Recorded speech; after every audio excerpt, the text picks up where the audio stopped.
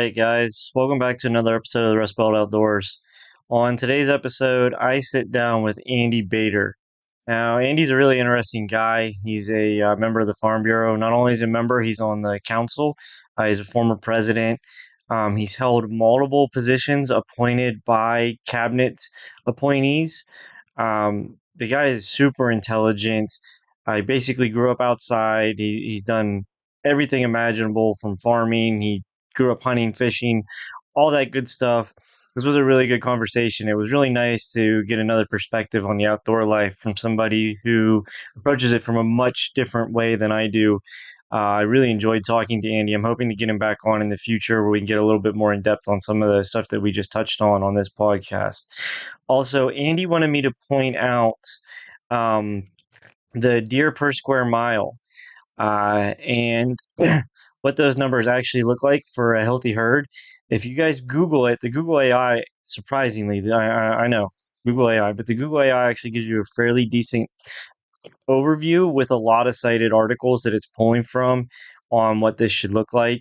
And it goes into some depth about how a lot of areas are much too densely populated for the habitat that's there.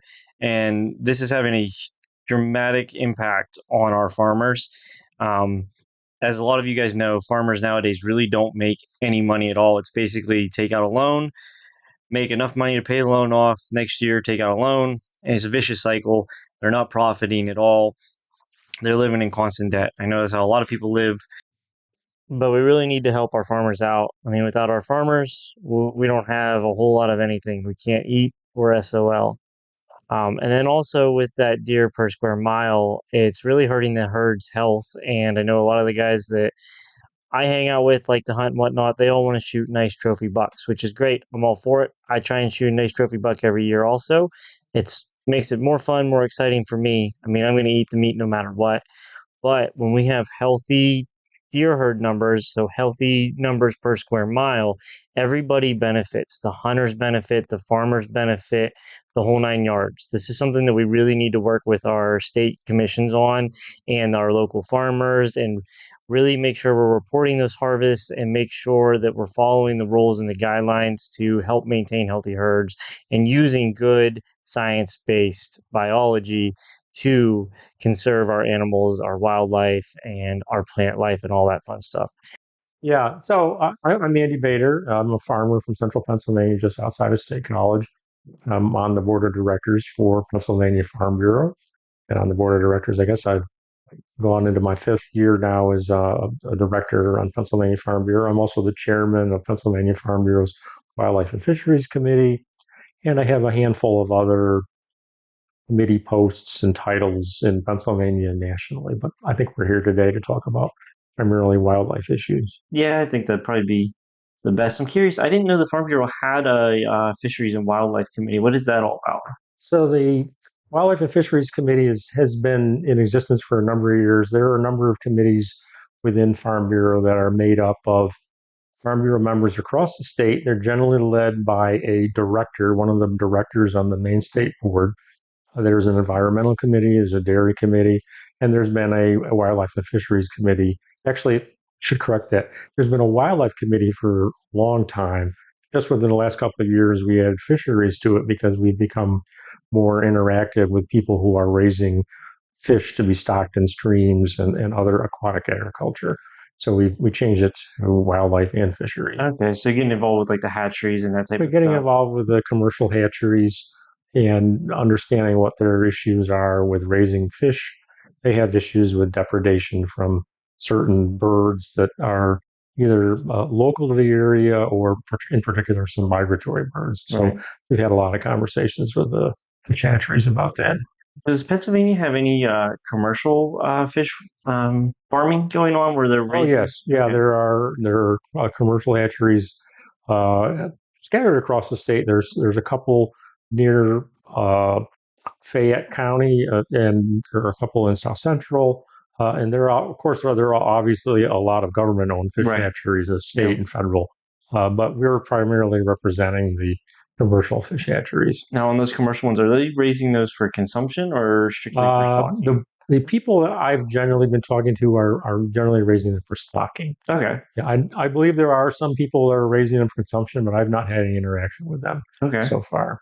That's interesting. I didn't know that. I knew the stocking. I thought that all the stocking hatcheries were maintained and ran by the Fish Commission here in the Yeah, state. So I didn't know it was like there commercial are stocking. some, and the Fish Commission does a considerable amount of stocking. There, where I live in Center County, there are a lot of Fish Commission hatcheries, Yeah. and I believe there's also a federal hatchery there too. Really, I didn't know that either. Yeah, I know we have the Pymatumine hatchery right over here. Is partnered with the University of Pittsburgh, and they have the ecology lab there as well. And they raise a lot of different fish for the. It's mostly, as from what I'm aware of, it's mostly the local area, not so much for the rest of the state. But yeah. it's pretty cool. They do an open house every year and let everybody in. We went this year, so it's a really neat experience. If it's something you haven't done, it's definitely worth Yeah, checking out. I love going to fish hatcheries. It's so interesting that the best time to go to a fish hatchery is when they're going to be feeding. Yeah, And what you will see, or what I've seen the times I've gone, is they will know that the truck is coming and they will start to stir the waters even before the truck starts to put out the feed because they're like, oh, we're going to be fed pretty soon. They get yeah. all excited and then the feed is dispensed out of the truck. And it's really kind of a fascinating business. We had an opportunity last year after our state in-person Wildlife and Fisheries Committee meeting to go to the Fish and Boat Commission's Bellefonte hatchery. And the executive director of the Fish and Boat Commission and his staff walked us through the process of raising the fish from the egg stage all the way up through when they're ready to be released. And it's really unbelievably informative to see how that's done and all the work that it takes to do that. It's a lot more complex than you'd think. You think it's just, oh, the egg hatches, we give them a little bit of food, we move them to this other tank, give them a little more food, and but there's a Yeah, lot more no, going on there. there's a lot more to it, and one of the things that we learned is how they're able to identify. It's okay. It's okay. I love cats. All right. How they're actually able to identify fish that have come out of the hatchery. They have a mechanism to be able to know if a fish is harvested, they can know which hatchery it came out of. It's pretty fantastic. I think there's like micro devices or something involved in Really? that. Yeah, Wow, that's interesting. that's something for you to Yes, look up on. yes. I'm no expert on that, No, but I you understand. I know, definitely will be yeah, checking into that though, there because was a section. There was a section of the laboratory where there were microscopes, and they were, they were explaining. Yeah, we can actually know where the fish came from. I wonder if they're tracking like the DNA or something. I That's don't believe interesting. it was DNA. Okay. It's something that I should have studied more when I was there. Yeah. That's all right. We do our own research. Yes, Yeah. Um, so you said that you're also you're into farming. You said when we were talking before you were raising search or growing switchgrass. correct. Yeah, we've been raising switchgrass for 17 years now.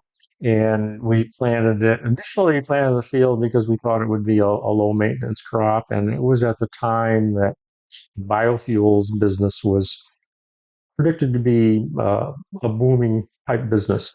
And we thought, well, we'll plant this crop, we'll sell it in the biofuels business, and it'll be a low maintenance type activity for us.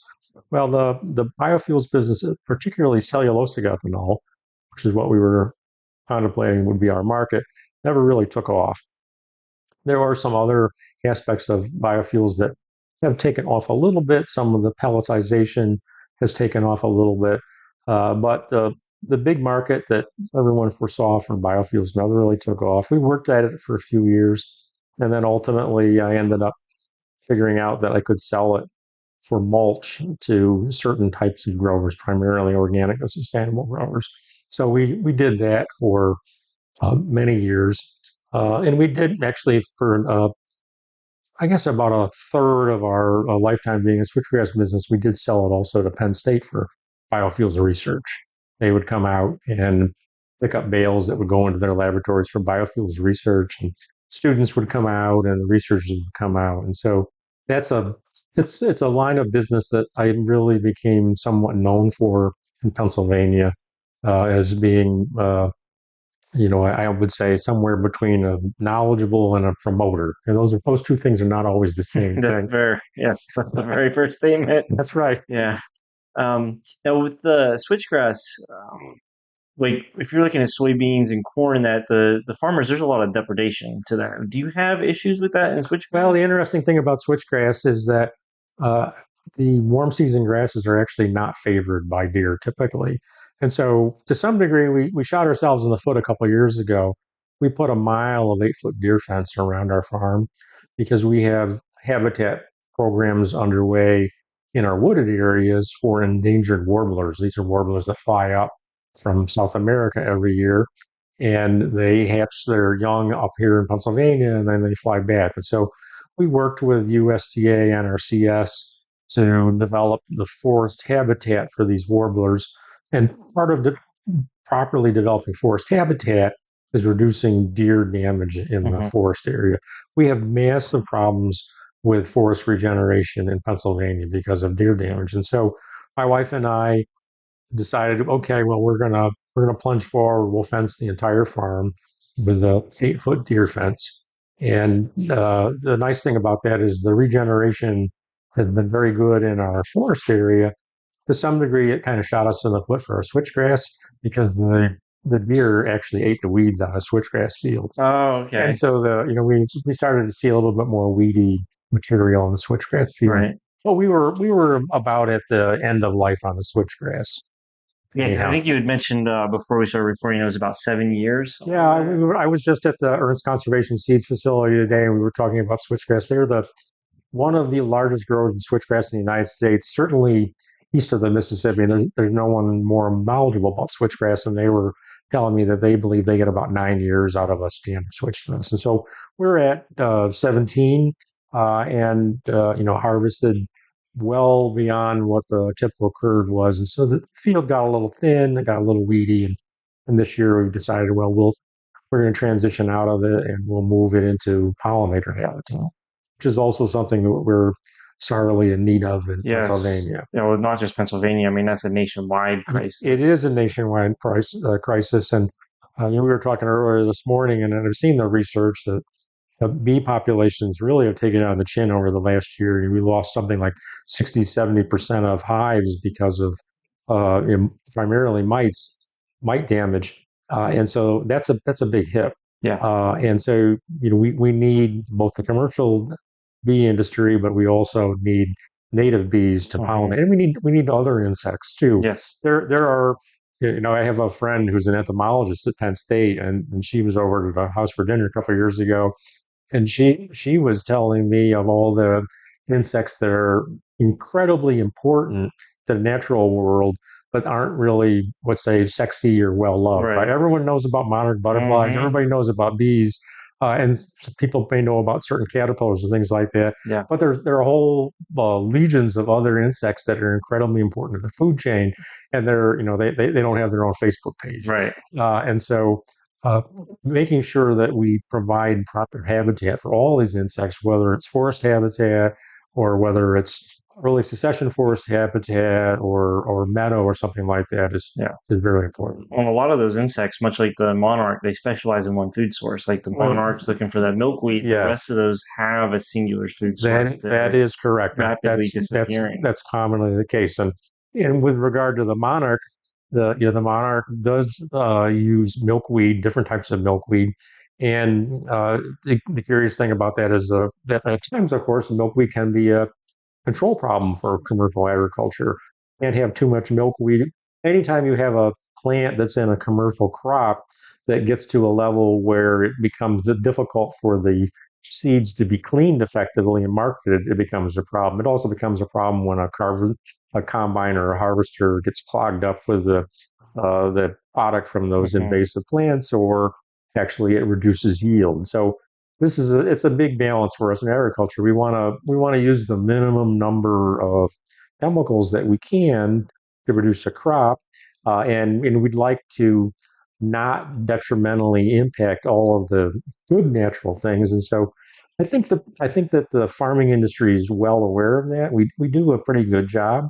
But we have to be concerned, because if someone would just say, well, you have to protect every milkweed plant in your field, well, You that's do. kind of hard to do, Yeah. right? And so if we can provide some reserve elsewhere Right. for milkweed for the monarchs, that's a good thing. Think there's a stigma out there about farmers that they just go out and destroy the land and plant their crop to get as much money as they possibly can. And I just, from the people that I've interacted with, I don't see that. I just don't Well, think that's true. this is something that I really find puzzling. Farmers have to pay money for herbicide. They have to pay money for having it applied or the diesel fuel to Hmm. apply it themselves. Farmers don't willy nilly put extra stuff on their fields just because they want to. They do it because they need to. They Right. do it under the advice of certified agronomists, people from the university system, and so and also under uh, pretty good guidance as far as what they should and shouldn't do. Yeah. And so it's in some ways farmers are much better at this than someone that goes to Home Depot and Lowe's and buys chemicals and Oh, yeah. fertilizer to Yeah. use on their own home. They are managing their inputs per acre at a much better level Hmm. than the common man. So, I guess I'm telling you, I take a little bit of offense to the notion that No, no, farmers are out ruining the yeah. environment. Well, and like I said, I don't see that. I interact with a lot of farmers, especially as a hunter. Like I'm constantly talking to these guys, and I mean, I benefit from their work. I really do when I'm out,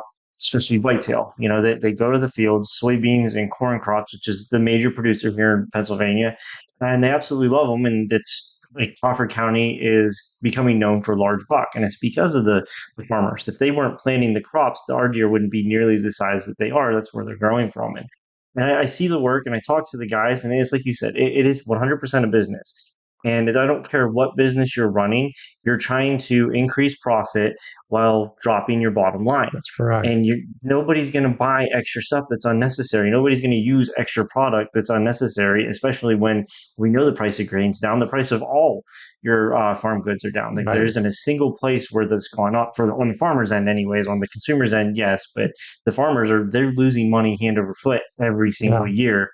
And like I said, I don't think that they're out there doing that. It seems to be the stigma that they just all they want to do is plant their monocrop agriculture and kill everything that gets in their way of doing it. And I don't think that's true at all. I see the work that they're doing on the side, like you're doing the warbler habitat. And you're not the only one. I know many farmers that are doing extra work like that. Right. I mean, we talked about the ERMs, the conservation work that they're doing is absolutely insane. All over the county and the programs that they donate to and help out with. And I think there's a lot more of that people just don't see. They see they drive by this cornfield and they just think, wow, all they did was, fill up all the soil and kill everything that lived in it so they could grow their crop. There's a lot of native species that do benefit from that crop as well, more so than the deer. There's a lot of birds that will eat the corn and the soybean and turkeys and all that good stuff. So I definitely think there's more of a benefit to it than the farmer making their money. There is 100% a benefit.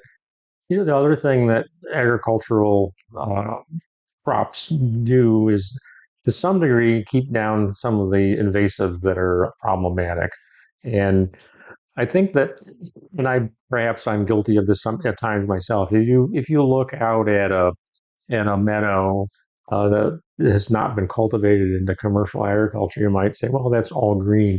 But oftentimes, those meadows are actually full of all sorts of invasive plants that are actually not good food sources for deer, and they are problematic in agriculture. And so, farmers will, through their natural agronomic processes, control all of those Mm-hmm. things. And so, this is an interesting topic that's come up recently in some conversations I've been in, that we have a lot of land that is not actually being managed really well.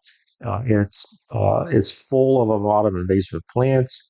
It may also be land that people are not able to hunt on, so there may be deer in there that could be controlled. Mm-hmm. And so I think that there's an opportunity for education to explain that, yes, that field that looks all green, Mm-hmm. or that forest that looks all green, well, it's actually not all that healthy. A No. lot of what you see there that is green might be autumn olive or multiflora rose, or things like that, or where the trees that are in that forest, they're not necessarily the trees that are the best trees for timber species, or best trees for housing wildlife, or or even if you're interested in carbon sequestration, they Hmm. may not be the best things. And so, how do we how do we move these adjacent natural areas into a little better management? And that's tough. That's tough Yes. because sometimes some of these properties are owned by people that maybe it's not their business. Right. They may not know Right. what's happening there. Or they may not have the money. Yeah. But these other lands do impact our entire ecosystem. Oh, without a doubt. And we're wrestling with that right now. It's a Yeah. topic that some of us in Farm Bureau are talking about. Is we don't want to tell anyone what they should do with their property. Right. That is not something that we ever do. But encouraging people to help the overall natural world with a little bit more management on their land, or allowing hunters to come in and manage some of the excessive deer herds that Hmm. have moved onto their land is something that we'd like to figure out how to do in Yeah.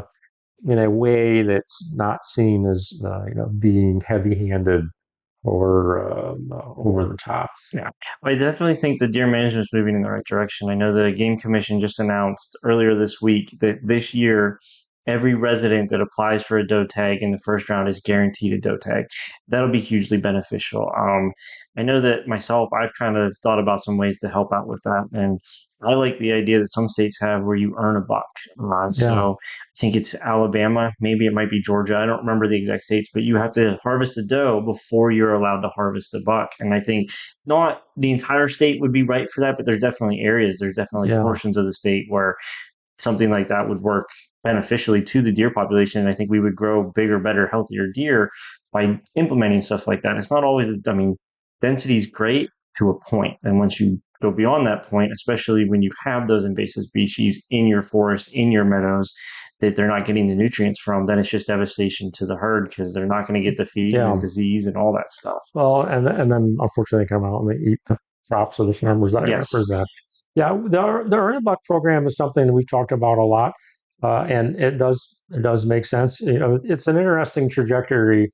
A long time ago, it was felt that managing bucks was probably the way to manage the deer. Uh-huh.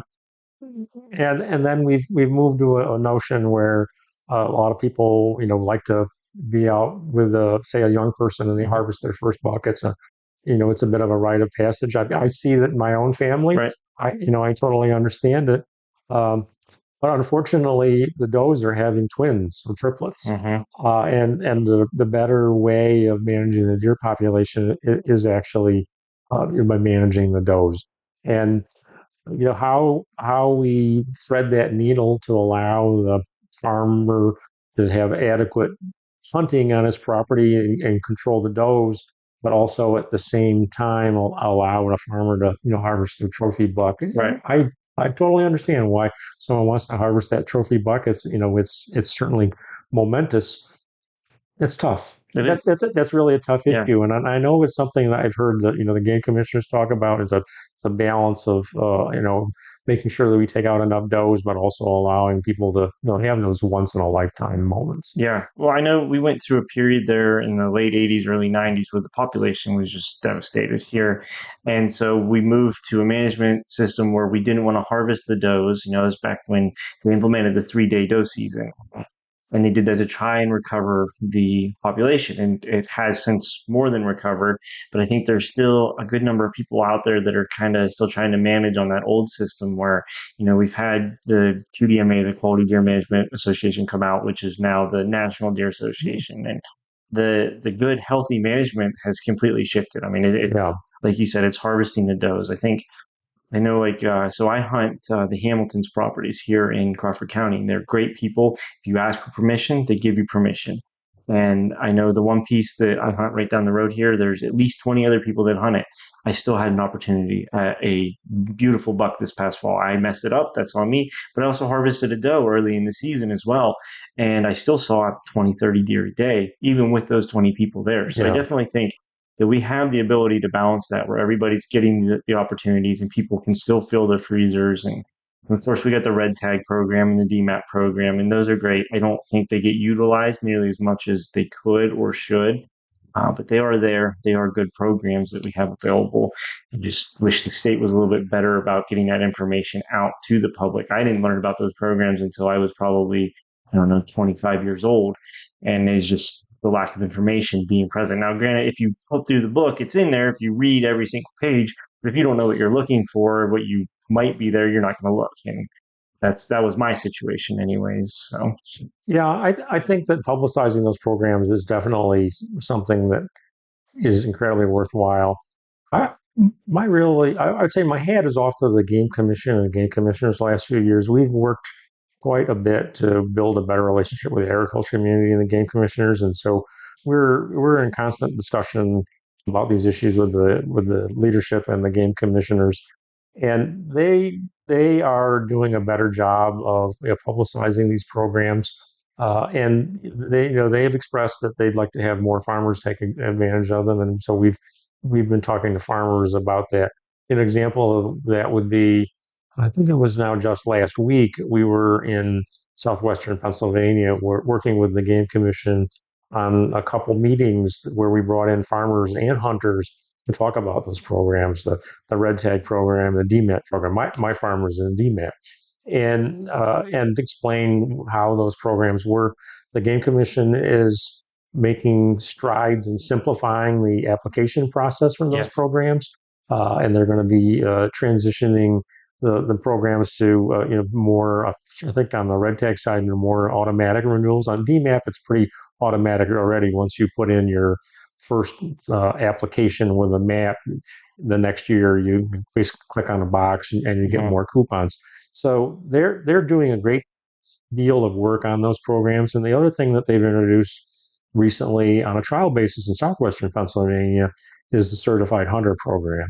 And this is totally wonderful. And I think that the benefit there is that this will build a database of hunters who are known to have a clean hunting record. These are hunters that actually are able to put an animal down effectively, with a single shot. And that will provide a list of hunters to farmers that when a farmer doesn't have enough hunters, and which has been expressed to me a number of times, the farmer can point to this list and say, okay, this is a certified hunter. This is someone that I'm going to be comfortable with coming onto my land. The farmer will know that the hunter is not going to cause any difficulty. So this program is modeled on a program out west that's been in place for a while.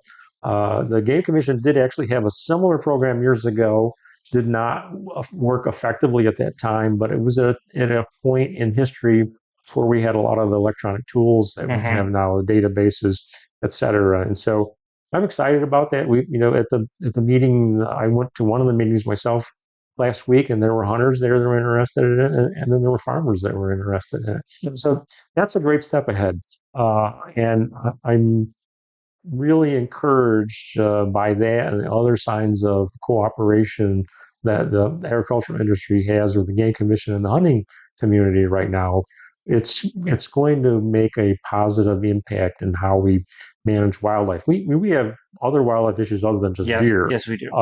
Many issues in my area. I have elk that eat my farmers' crops. Yes. And we have avian problems, and in the cities they have woodchucks that eat their urban agriculture. But the Game Commission and the commissioners are being very, very proactive. And so, again, I'm pleased where we are. Yeah, it's definitely there. There definitely seems to be a shift now because it kind of growing up, it felt like there was a big tension between the hunters and the farmers, and it was like the game commission against the farmers, and it definitely seems like that has all smoothed out now, and everybody's kind of at the same table trying to figure out the best solution. It has smoothed out quite a bit, and there were some before we started official recording. You asked me about Sunday hunting. Sunday hunting was actually one of the impediments to better cooperation between the hunting community and the Game Commission. And the way that played out was that we do have farmers who don't believe that hunting should be allowed on Sunday. And as a matter of fact, for many years, I was one of the people that would quite vigorously argue against Sunday hunting in my own county and meetings, et cetera, because our membership did not want it to happen. and that was to provide for a day of rest or for other activities. Unfortunately, the deer problem got so bad that we realized that we really needed any tool that we could use to control a deer herd. And so an additional day of hunting was a possibility, but also some latitude on Sunday hunting would start to break down some of the barriers between farmers and the game commission and the hunting community. Yeah. And so a few years ago, after a lot of discussion, the farmer delegates of Pennsylvania Farm Bureau at our annual meeting said, well, if we can have some other relief from the amount of deer damage, it might be worth relaxing our opposition to Sunday hunting.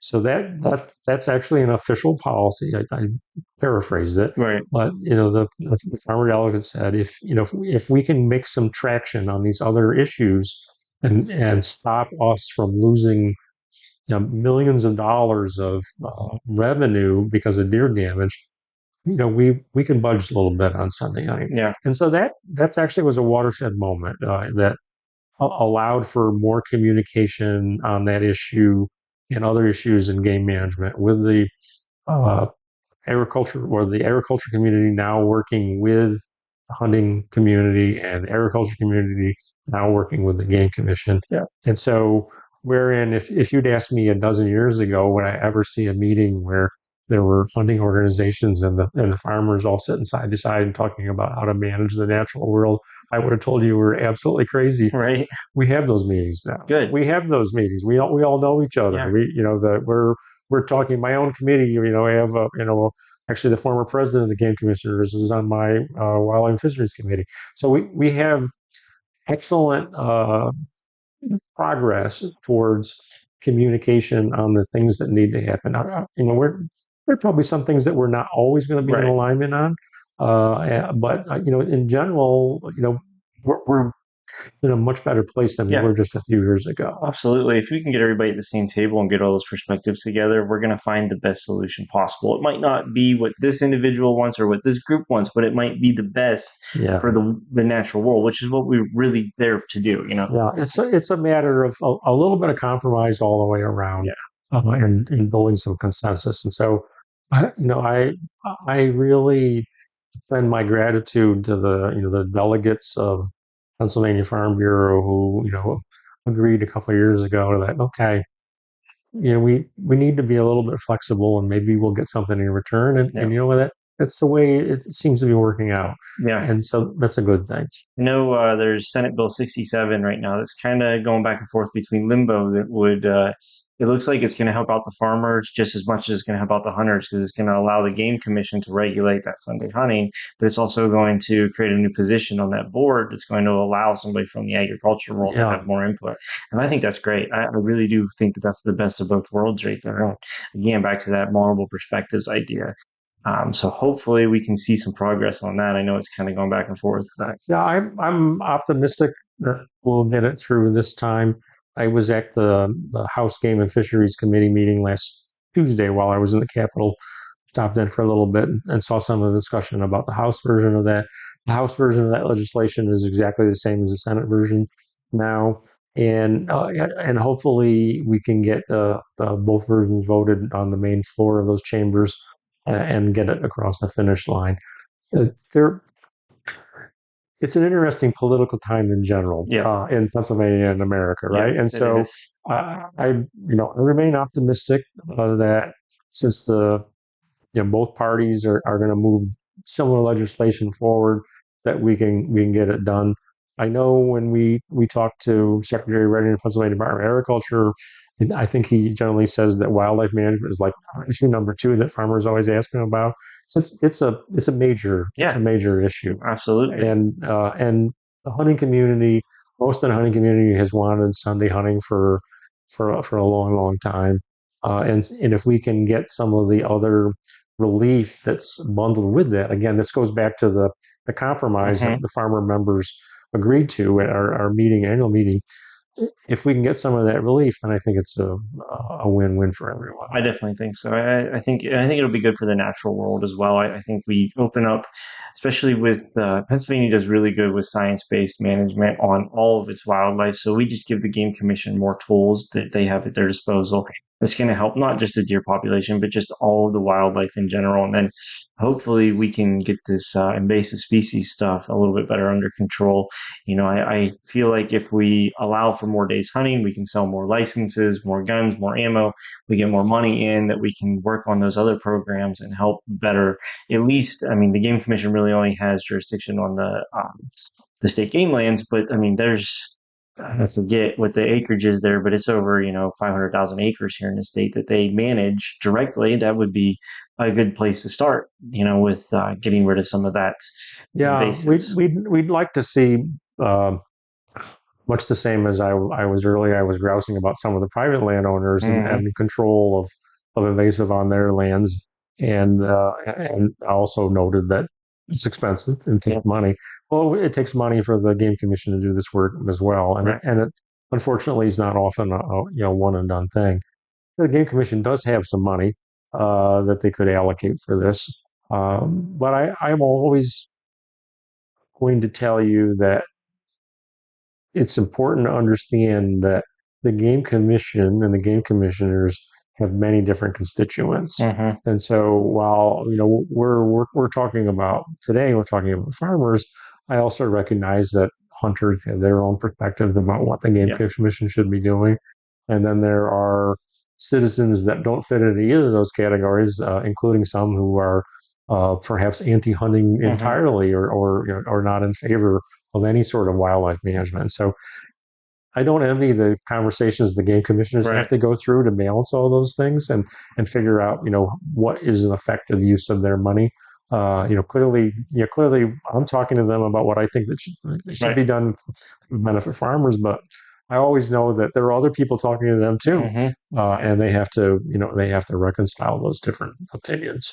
Yeah, and I do think that we're moving in the right direction. Like you said, there's definitely progress. Where it seems like this seems to be the one thing, at least in our state, anyways, where there isn't this huge left versus right on it. It seems like everybody is kind of on the same page with. Yeah. There are the outliers, the anti-hunters, and whoever, but it seems like everybody's on the same page that we really just need to do a better job in general with managing our habitats and even the farmlands. And I've noticed a lot of the farmers around here, they are starting to manage their woodland as well a lot better, where they are going in and they are removing a lot of that stuff. Now a lot of them are doing that because they're hunters also, which is that's Mm-hmm. great. Whatever it takes, I don't care what their reasoning is.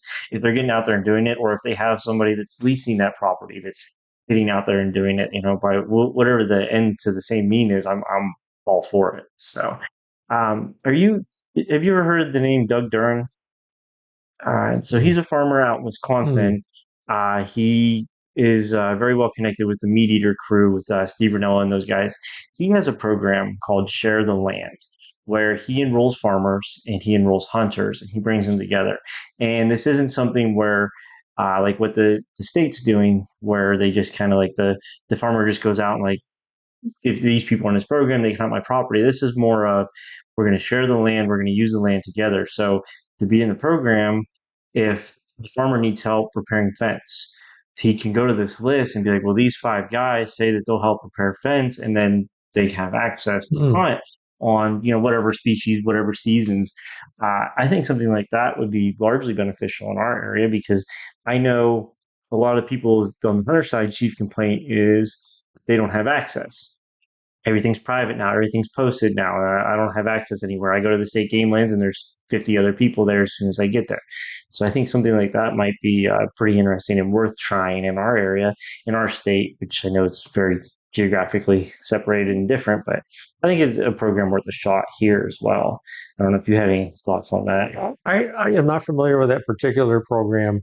You mentioned the issue with land being posted, Mm-hmm. and this is something that um, it's an incredibly challenging topic, and I give you a couple of perspectives on it.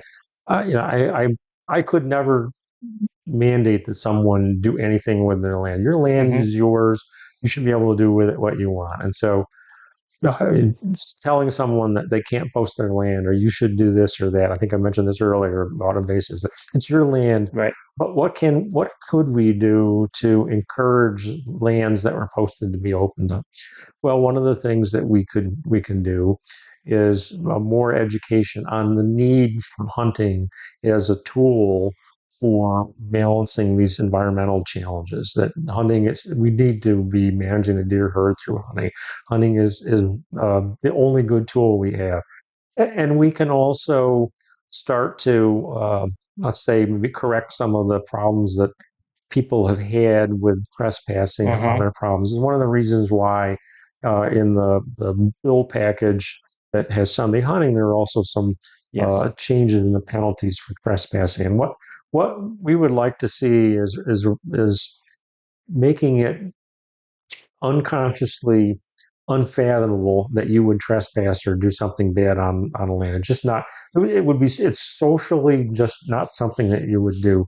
So that we maybe at some point down the road, more lands open back up, and Right. there aren't so many posted signs and Mm-hmm. blue paint stripes, et cetera, that well, we're a little bit kinder to each other when we want to access someone else's land, and because it is a shame. It, In my own farm, when we bought our own farm years ago, the neighbor said, "Don't post it, Andy. It's considered to be it's a sign of disrespect to your neighbors and the people that hunted on it or would like to hunt on it."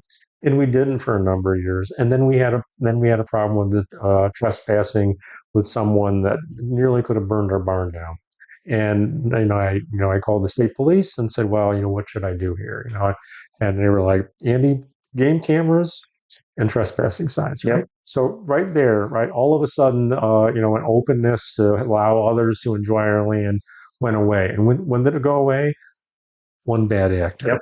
right? And so if we can get to the point where the number of bad actors diminish and start to collectively enjoy lands more and allow for recreation, it doesn't necessarily have to just be hunting, but other hiking, etc. That will be helpful, and that will allow hopefully for some more hunting opportunities. That's my goal. That's Right. that's a tough ask, It is. but we know we've been talking about this recently. Is that how do we change this stigma that some landowners, I don't want hunters. They're Mm-hmm. the last hunter. I left beer cans or drove across my soybean field. Whatever. Yep. How do we change that stigma? Because it is actually pretty rare. Right. Most people are good people, and we just need to come around to people being more open to others enjoying Mm-hmm. their land.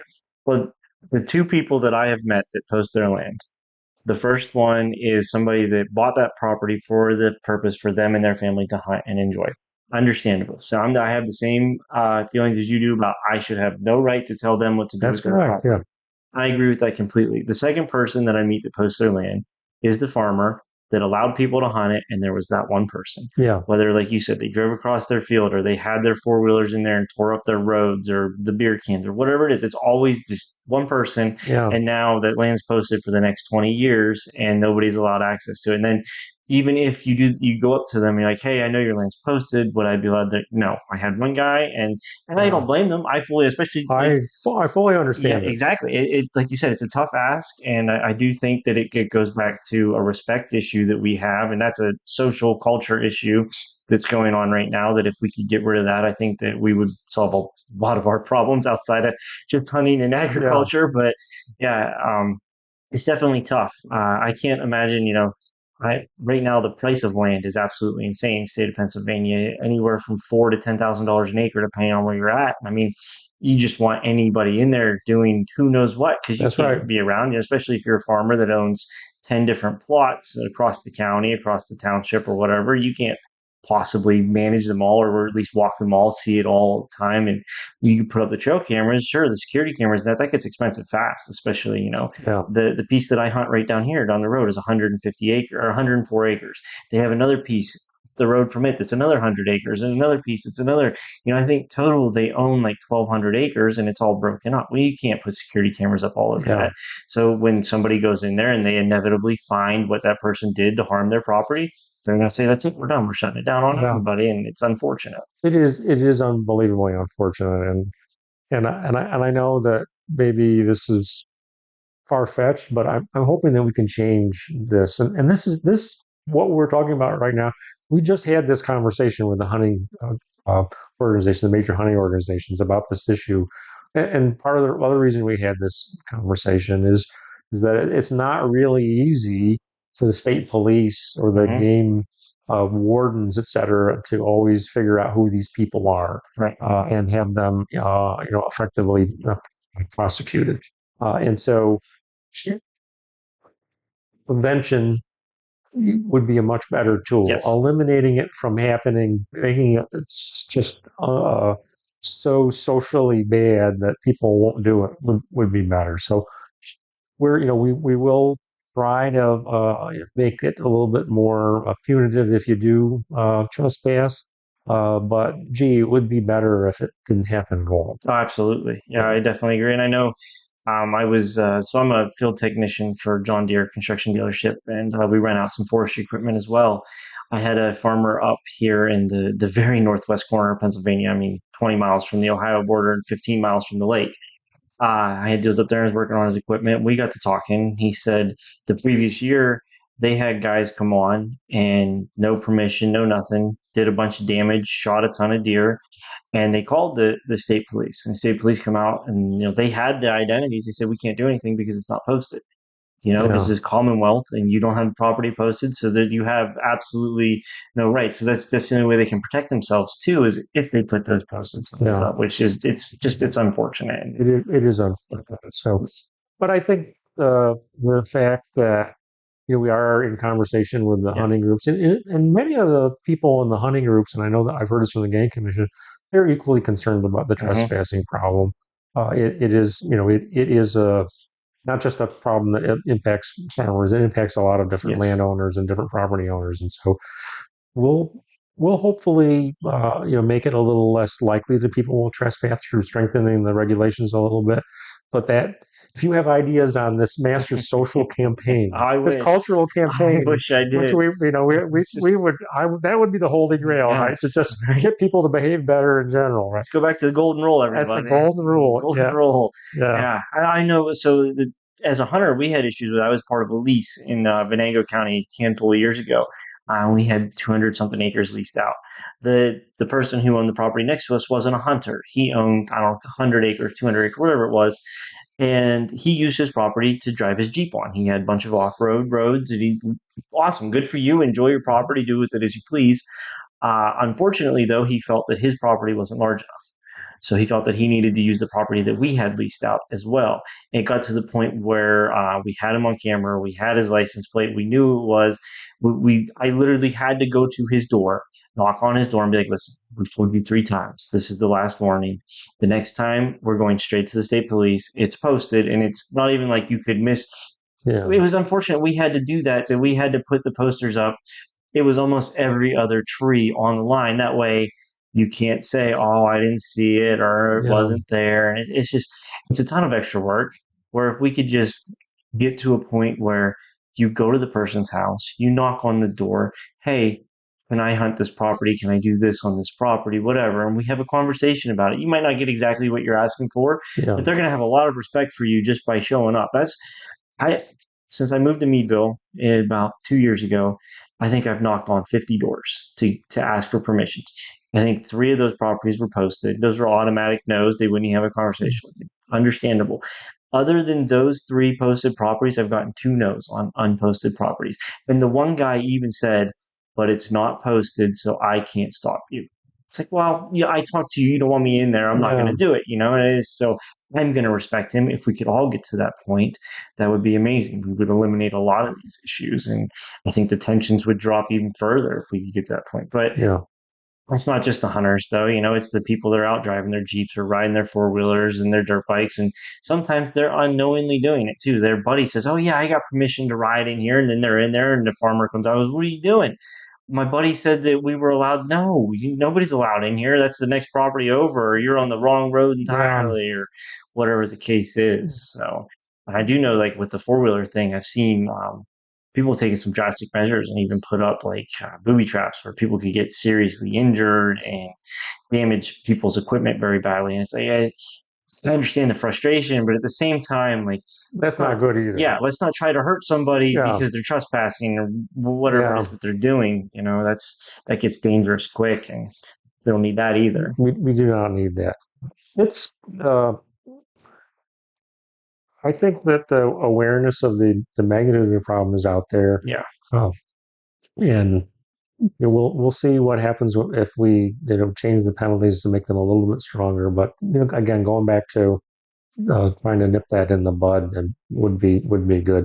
We really need people to be outdoors in natural areas Yes. much more than they are. You know, I shared my bio with you, and you Yes. probably saw that. I have involved in organizations that deal with health and Hmm. mental health and things like that. And right now, unfortunately, young people in general, are not outside. They're not redeeming the mental health benefits of spending time in the natural world, natural world, without a lot of other extraneous input, and they're not, whatever you want to say. They're not hiking, or they're not cross country skiing, or they're not as many people bird watching. There are a number of things that people should do to enjoy the natural world and disconnect from a lot of the other Hmm. stress and strain of our technologically advanced world.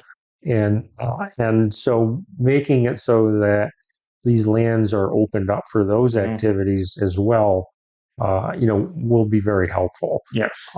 to everyone. And I think that that's a goal for, again, this is an example of goals that work not just for the interaction between hunters and agriculturalists, but it work for society in general. Yeah. Getting people outside and having them comfortable with the natural world, and understanding the importance of the natural world Hmm. is a goal that we really ought to have. That's the whole point of this podcast. The entire point of this podcast that I'm working on building up is to educate people on what is out there and why they should be out there, why they should enjoy it, why they should protect it.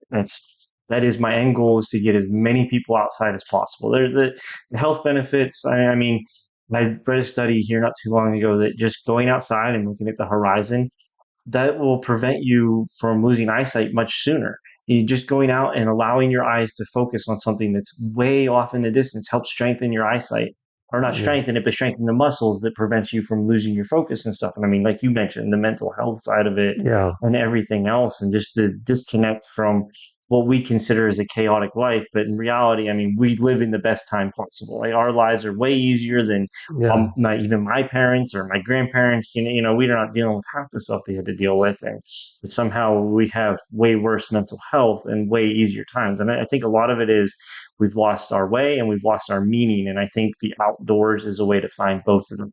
I think we can find meaning in protecting it and making it the best that it possibly can be. And it'll give us something to do that feels good. And, like Mariellen and I volunteer all the time. Any chance we get, we did a event with the NDA, the National Deer mhm, Association, in the Allegheny National Forest last year. We planted, like, I forget the number. It's on the website, but we planted like 250 trees, and another group took out like 3 miles of barbed wire fence and took down deer fencing. And we were tired at the end of the day, but it felt good. We yeah, knew we accomplished something. We knew we did something worthwhile. I mean, we're not going to see a direct benefit from. We use the national forest over there a lot, but we're not going to see a direct benefit from that stuff. But it was fun. We got to meet like-minded people. We got to meet some people with different perspectives that have been different places, seen different things, and it was just an awesome experience all the way around. We went to Sequoia National Park here last fall, right around Labor Day weekend, and we were walking around where General Sherman is, the largest tree in the mhm. world, and there's giant signs everywhere. Don't cross the fence. I heard that in your previous podcast, and Yeah, people were crossing over to the yeah, it was terrible. And then yeah, we so they both, get their selfie. Yeah, that's exactly it too. So they get right up next to the tree and take their selfie. And then even worse than that, we both came out with armfuls of trash, just Yeah, garbage that people just threw on the ground. I mean, it's just the respect is gone and the care for it is gone. It's like, oh, it's beautiful. Throw water bottle on the ground. It's like, well, you're just here just to say you saw it. You don't actually care about it. You're not really.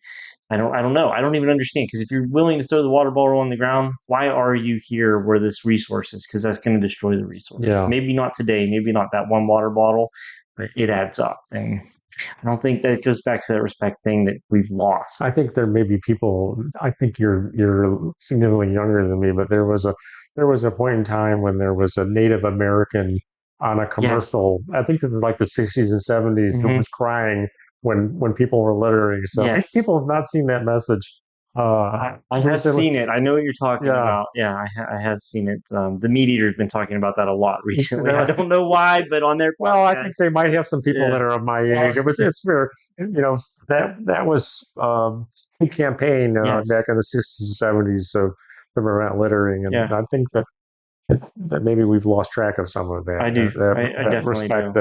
that you need to have, that when you're driving down the road, that is someone else's land. That Yep. is that, and sometimes some of that debris is actually can be injurious to wildlife just by itself. Hmm.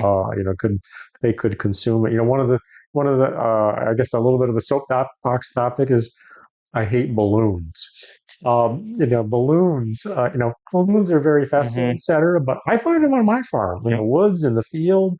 They get away from people, and they float, and balloons are end up being consumed by wildlife and being consumed by livestock, and they're just generally fatal.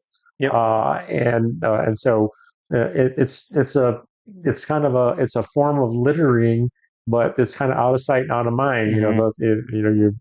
You buy balloons for an event, and one of them gets away, and you Yep. think, well, that really got away. What may can happen? That Yeah. most likely it's probably going to kill some animal, right? Yes. Exactly. Uh, and so I I don't want to remove the fun from Right. someone's party, etc. But even something as simple as that can Hmm. be really detrimental to our natural world and our livestock world. Hmm. And so trying to educate people about some of those things that are, I think in some ways you could say that they're non-point source, right?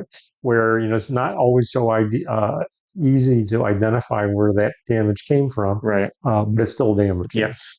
I don't know. It was I believe it was Florida a couple of years back where they introduced legislation that would actually make it a felony for anybody over the age of 10 to intentionally release a balloon. Is that right? Yes, I don't remember if it Oh, went I through never or heard of that. not, but yeah, I know it got introduced, and I mean, to be honest with you, I support it. Yeah. We were in Zion National Park, 17 miles from any road, 30 miles from any town, and we're walking down the trail, and I see this real shiny object off in the distance, and it's that real bright silver. Like a mylar balloon, That right? was so I thought it was a mylar blanket. I thought, okay, something. We're in a national park. I Yeah. thought maybe something happened. Yeah. I was like, I kind of thought we might be walking up on some sort of a scene. No, it turns out it was a balloon Yeah. in the absolute middle of nowhere, as far away from anything as possible.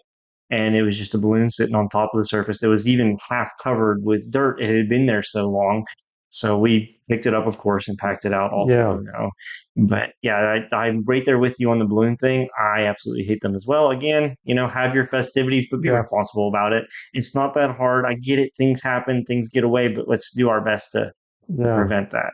That's There are a lot of things that we can do to help protect the natural world that just take a little bit of effort. When I was we were talking, started our conversation about controlling some of these invasives on some of the lands.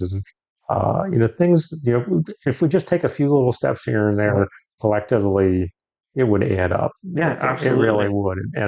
And I think that's an education that we can all work on. Yeah. Yeah. If you got that autumn olive on your property and you have the ability to go out and pull it, just get rid of Yeah. it, burn it. Well, I have, You know, it's I will tell you that some of those things that it's not easy. no, It's not there's easy. again, I'm not saying that's why I said if you have the ability, because I fully understand. We spray for invasives on the farm and our forest every couple of years. Hmm.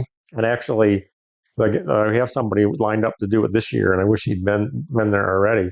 But it's challenging. Yeah, You have to. We were spending about probably $1,500, $1,500 every couple of years to control those right. invasives, and so it does cost It money. does. It Yeah, just and costs not a lot of money. everybody has that. Not everybody has that, and so you need to recognize that. And so that gets back to where people gripe about farmers. Well, we actually do control a lot of these Yeah, things yes, they do. uh, just by virtue of our And production. what a lot of people don't realize is the majority of those invasives are coming from their yards. A lot of those invasives are decorative plants that get Barberry, planted out front. Yeah, barberry, yeah, yeah. Whether it hitched a ride on a bird or the wind yeah, or whatever the case may be, it came from your yard. And yeah, that's how it got out into that meadow. And then a lot of them, once they're there, good luck. Even if you go out on some of these invasives, do a controlled burn and take it down to the soil, it doesn't kill the root every time. It doesn't get the seed every time, and then you're back to every couple of years doing it. And I really hope we're not at a point of no return. I know we're at a biodiversity crisis, but I'm really hoping that we can turn this ship around. It definitely seems like we have work going in the right direction. Like you mentioned earlier, the current political climate, there's the top down. It doesn't look like they care too much about that at the moment. It seems like they're pushing more for just any type of money they can make versus trying to take care of anything. But I'm really hoping that we won the battle with the sale of the federal lands in Nevada and Utah. I'm really hoping that we can continue to win those little battles where we can keep this funding where it needs to be, because it's one thing if the federal lands get sold. It's another thing if we lose all that funding and we can't combat these at all, because the federal lands and the parks and the refuges, that's where the work happens regularly. We know it's being done there. Like you said, you can't control somebody who owns the property, yeah, but the Erie Wildlife Refuge right here, I know they're um, working on invasives and doing everything in their power that they can. They lose that funding, that'll be the first thing that they stop working on is those invasives, because they're going to continue to manage for the waterfowl first over the invasives. So we got to make sure that we continue to fight that fight as well. yeah. I did see an article today that something like a third of the conservation staff workers for the National Resource Conservation Service are going to be gone soon, Mm-hmm. and so that's challenging. And I know that there are people that are no longer working at the Forest Service and the Park Service, et cetera, and no one likes to see that. I do, though, recognize from a 50,000 foot level that we are at a time in the United States where we continue to build up record amounts of debt. Mm-hmm. And every household has to make judgment calls on what is spent, what the categories are. And so I think what you're seeing now in Washington is a lot of discussion about what those categories are. And you know, different people are going to have Right. different opinions Yeah. on what should be spent. I know it's not an easy decision It to is make. not an easy I know that decision. nobody wants to cut them. I know that if they had it their way, they wouldn't cut funding to anything. But I also understand when you've got X coming in and Y going out, that you got to try and make it meet. Unfortunately, everybody, I guess, I don't know, maybe this is the same. My wife and I had this. Everybody can't get a trophy, right? Right. You can't do everything for everyone and just print money for it. So, Yeah. so there are hard decisions that are being made in Washington and in Pennsylvania. And so if we can, in some of these things, if we can have some of this work done by landowners, on their own and pick up some of Mm-hmm. the slack. I think that's an option, or there's certainly that's a possibility. But you know, I guess I will leave it at that. Yeah. Yep. It's such an interesting time, and And I represent people across the political spectrum, and I hear all the different viewpoints. But I do come back to, well, we have to make budget decisions with what we do as farmers or as homeowners or as governments, et cetera. and that's not always great. Sometimes No. you can't get what you want. And that's true. And I have had that same conversation. If you look at, like take the Forest Service and you look at its percentage of the budget, I mean, yes, it's small, but at the same time, sometimes you got to cancel your Netflix so that you have money to buy food to go out That's to buy food to eat. So I get it from both sides. It just it's such a terrible time because we are facing this biodiversity crisis. We are at a potential tipping point. With they're calling it the sixth great mass extinction. So it's unfortunate timing is what it really comes down to. It is.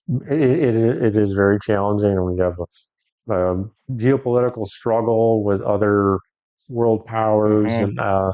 and I think that you have to be able to defend ourselves from some of Right. those situations, and that costs Oh money. yeah. And so, I spending lots of money on environmental initiatives would pale pretty quickly if there was a global nuclear war, Yeah, right? And absolutely. so, Yep.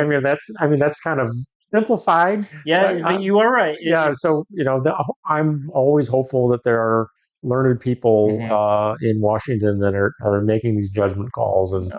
and and spending our money correctly, and it may mean that we don't get some of the money into Yeah. environmental initiatives or some of the target goals, shift now versus what may have been suggested in Yeah. prior administrations. So it's it's tough. It is. It really is. But back to the individuals, I think the biggest struggle there is going to be the education. Like you could take me out right now, and I'm not going to be able to point to an invasive versus a native. I Yeah, don't have the background. I don't have the knowledge. So you have that struggle, and then you also have the struggle of like if you have somebody who is farming 100%, that is their business, that is their yeah. livelihood, that they don't have the time. They don't. Their time is pretty well portioned out on what they're doing on their day-to-day task, and it gets really hard for them to go out and dedicate the time and the extra money to taking care of these invasives. But I think if we can get the education out there and help people identify stuff and get the education out there as to why it's so important and how beneficial it would be to everybody, I think that would be the biggest portion on helping that part of the conversation. Education will help. I always remind people that well over 90% of farms in the United States are supported by someone who works off the farm.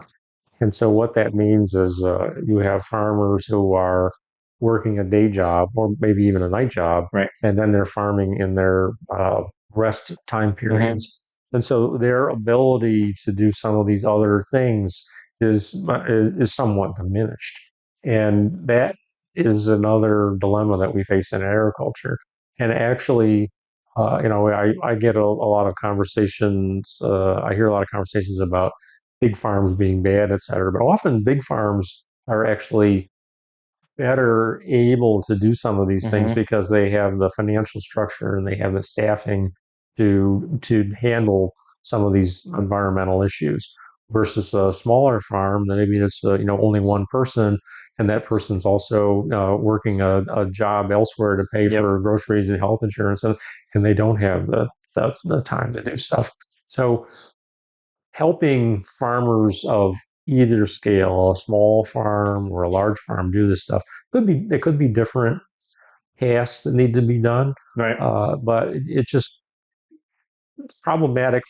generally it's problematic from a time perspective. Absolutely. And that's where that something like that share the land program could come in handy where the farmers could get together with individuals and everybody could benefit from it, where they could get like the guy that's working the 40-hour job and Yeah, farming could find some help that would come in voluntarily and help do some of this, invasive removal and whatnot. Obviously, with good direction and guidance from the yeah. landowner to make sure they're not harming the landowner stuff and Well, what they, yeah, I'm on board. They need yeah. to come out to I can identify the multiflora rose and the autumn olive and the stilt grass and I've got some barberry here and there that even though we spray every couple of years it Right. comes back. Oh So yeah. I'm game. Yeah. Bring 'em on. I know also in the hunting world, we need to get away from playing them intentionally. I know recently, over the last couple of years, giant miscanthus has become a big thing that habitat managers are habitat managers put that in quotations, are planting for deer hunters because it creates a great screen. It grows 7 foot tall and you can't see through it. It's a great Mm. screening thing, but it's not native. They say that it's supposed to be sterile, but it does shoot up, it does shoot off the roots, and it does spread. I mean, it's not as quick as some others, but it does. So we need to do better ourselves with choosing a native that will have the exact same effect Yeah. over choosing something that is a non-native. I personally, I really like the red osier dogwood. I think you can create a really good screen out of that, and it creates really good habitat for the native species because it is a native species, and it's stupid easy to grow too.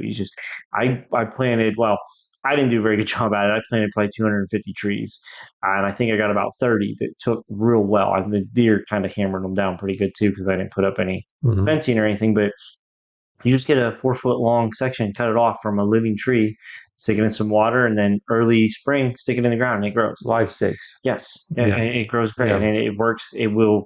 It takes time, but it will create a nice solid screen eventually that you'll be able to slip in and out of and get unnoticed by wildlife. So Yeah. we definitely need to push that more, which I've seen the hunting industry is moving towards. I know, I'm a member of the NDA, and they're definitely pushing the native species and getting rid of the autumn olive that deer love. They like the cover that the autumn olive provides. They're not getting any nutritional value Yeah. from it. And we have native species that will do the exact same thing that they can get the nutritional value out of. And then the birds also love those native species, and the turkeys and everything else, the squirrels and chipmunks and the insects can benefit from that. It says we can make these small 1% changes that have a large impact over time, especially if we're all doing it. It's not going to happen overnight. It's not going to happen tomorrow. I get that, but it's something that we can all work towards together and invest a little bit of time, invest a little bit of money. And I mean, those 250 trees I planted, I had $0 in it.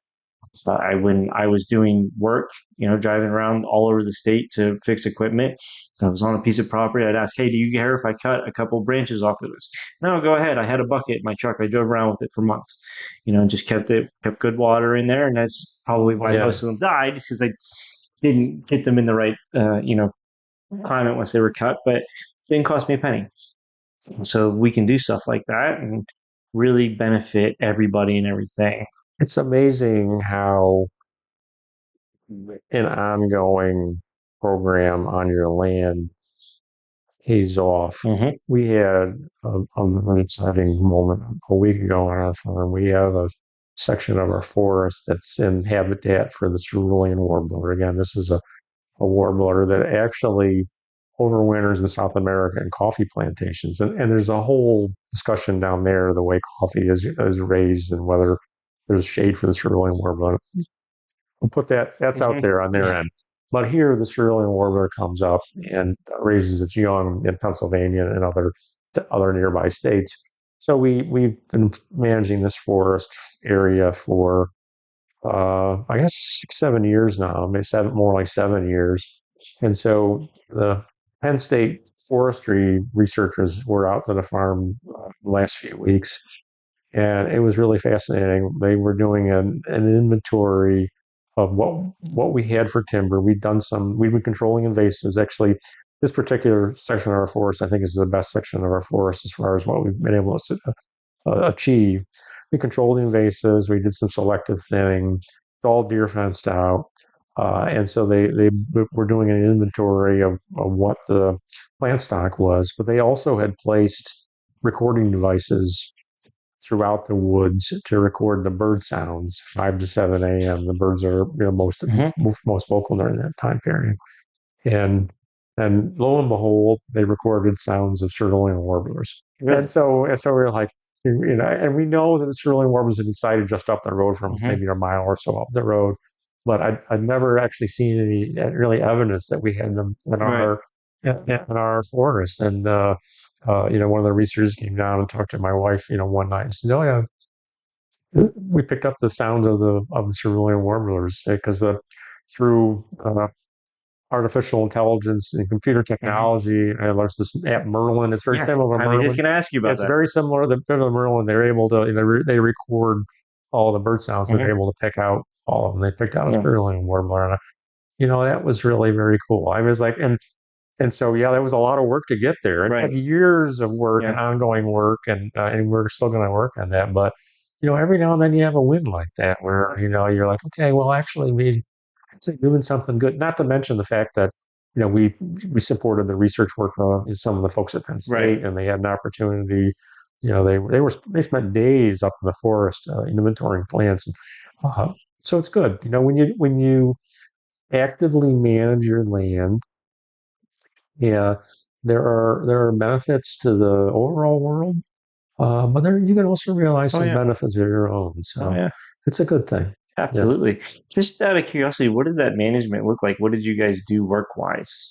In the woods. Hmm. So we started by removing some timber. We removed some timber to allow other timber to Hmm. thrive. We controlled invasives. We planted some hardwoods in that woods, and then we also deer fenced the entire thing. Right. So, and the invasives, some of them were woody, like old multiflora roses, etc., but also some ferns. Some of the trees that came out there were some rushy red maples were some of the trees that we selectively removed. And so allowing for the trees that are there to not be overly shaded or compete with other trees by Right. by doing some selective thinning. And that's a great process to pull out some of the slower growing uh, trees that are really maybe they're malformed, they're not really great trees to begin with, and Right. then allow other trees to reestablish or have a little bit more vigor, I should say. Right. Yeah, that is the you mentioned about the deer fencing. If you don't and you want any understory growth, Yeah, because they mow it right down, and they'll come in as soon as it buds, it's gone, and then yeah, it takes a really long time if you're not secluding them from the area. it takes a long time. So yeah, I'm pleased. We actually had a cerulean. We had cerulean Mhm. order evidence, right? And so Yeah, those birds they hatch their young, and now they're all going to fly back to South America, which is isn't that fantastic? It's a that's lot like awesome. we were talking about the monarchs earlier in our Yeah. conversation, right? And how fantastic the monarchs are, and that in the agriculture industry, we love the monarchs as much as anyone else, and we're going to do our best to try to allow milkweed to grow in certain parts of our Hmm. farm where it's not a problem. Uh, all of these things that individuals can do, add up, Yeah, and I'm excited about that. I am too. I think we're moving in the right direction. We are. It was a pleasure. It was an absolute pleasure. Thank you very much, You're Andy. welcome.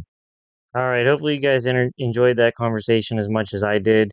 Another thing that Andy wanted me to mention to you guys about the invasive plant life that we have going on and how that's negatively impacting all of our native wildlife.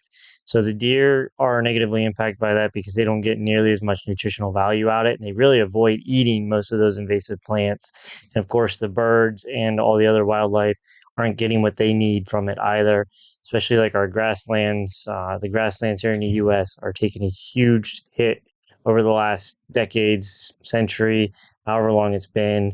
There's a lot of really good movements going on right now to try and bring those back and get them nice and healthy. It's something that I think everybody should take a look at. And if you've got any property, take the time.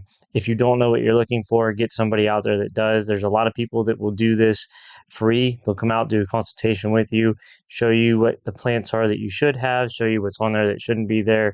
And a lot of them will even give you ideas on how to remove those invasives. These little things that we can do, a lot of them are labor intensive, but you can do them relatively cheap, in some cases for free, with different programs and different ways. But it's definitely going to make a huge impact on your outdoors, especially if you do enjoy hunting or if you enjoy bird watching or any of those types of things. This is all these little things that we can all do on our own properties to make everything that much better. And it's going to have an impact not just on your property, but your neighbors and so on and so forth. We all know it's all connected. So just something to think about and possibly take the steps to do. Until next time, remember, take someone outside.